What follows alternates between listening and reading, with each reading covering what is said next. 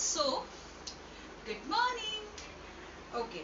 So, firstly, I am trying to explain Bandura's theory, and then I am thinking of making a video on teaching, trying to teach children about parts of plants. Okay, plants. I'm so sorry. So, Bandura has given us, and I have read this. What's the problem? There's a constant problem that I am witnessing in myself is, firstly, I'm not focused enough to maintain my study consistently, and then I do not get, I am not able to remember it properly. So I still I'm trying to, okay, let's figure out how it will be done, and let's try. Okay, yeah. So Bandura has given us the social learning theory. Okay, so he has said, why is this theory different from the behavioral theory? Because in behaviorism they have told us about the overt behavior, the observable behavior. But in social learning theory, Bandura has said that, it's not always same that if a child is getting something or reinforced or punished for something, then only he or she can able to learn. No, if in a class, when we punish a single child, all the child, they kind of get attentive in the class and then answer the questions properly or do their work properly on roads also. If our government has made laws of of the fines that they collect for something, for not wearing the helmet, for not following the rules on the road.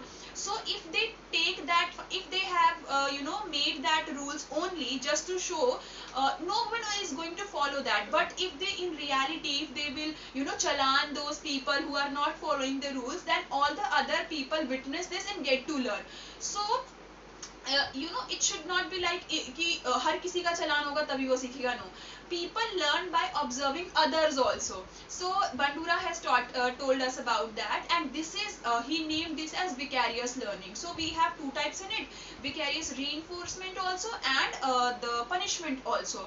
So when you see someone getting punished, you kind of look into your behavior, your pattern, and then you try to improve them. And when you witness someone getting reward for something, then kind of try to do something better so that you can also be at that place.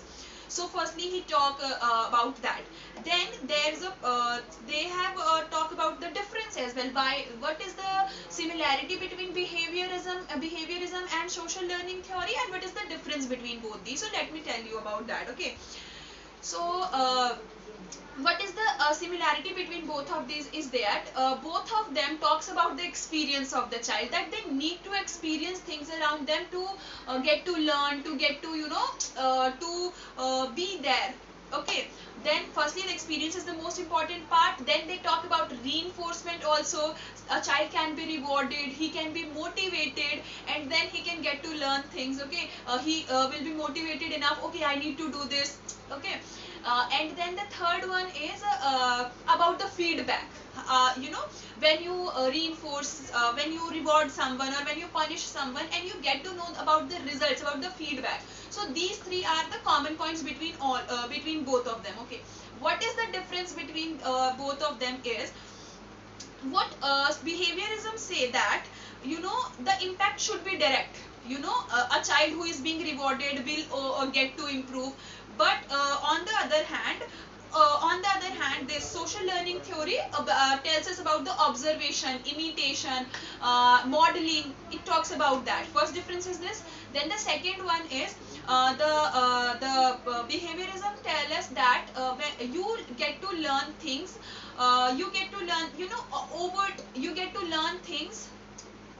It will be seen in your observable behavior, only in your behavior. Okay, but social learning theory tells that it should be in your mental. When your mental process will be changed, then only you can get to learn things. Okay, and the third point, there's a difference is the what is the behaviorism wala part. It says that environment influence behavior, and this is the only one way process. It talks about that. But in social learning theory, they have given us the new term which is called reciprocal causation, and it tells us about that we have three factors: personal, personal and environment, and personal, environment, and the third one is behavior. So all of these three things are independent among one another. So it tells us about that as well. Okay. Then we have yeah, so the terms that he has given, how we learn things, how we get things is, firstly we have to be attentive enough, we have to look around the things attentively so that we can get them. Then retention, what is retention? How we receive those items. Then reproduction, we have received those items, now we can we should know that okay, we need to imply this here or something like that. And then there's motivation, so to expand that. So these four factors he has he has what who Bandura, yeah, he has told us about that. Then we have, how could you motivate child in your class, what could you use? Okay, so we can use a child who is performing well, successful children or whatever. In I don't like that much, but still this is the term in that theory. Then we can, a teacher can be idle enough so that children, by looking at him, by witnessing his or her teacher, they can also get to learn. Then the third one is vicarious learning only. Okay, reward a child or punish a child so that another child can also learn. Okay, this is the impact of this. If I do this, I can get to, I will get this. And then we can use expert also in the, if you are teaching something related to any kind, any occupation, so you can call the parents or child's parents from the society, the experts, so that they can explain their field very well, and a child can get to know the experience by the person itself. Okay, so these are the four terms. Then we have three more terms to motivate child. These are self-regulation, self-efficacy, and learning helplessness. Self-regulation, when you manage your all the thought process, what's going on and all that. Self-efficacy, what I get to know is when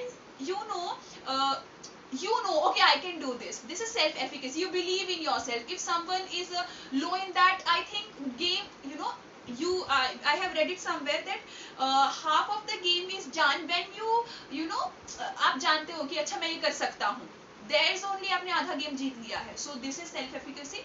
And learning helplessness, this happens so many times. After getting failure so many times, for so many times, a child thinks that he is not capable or she is not capable enough for things. So these three things are there.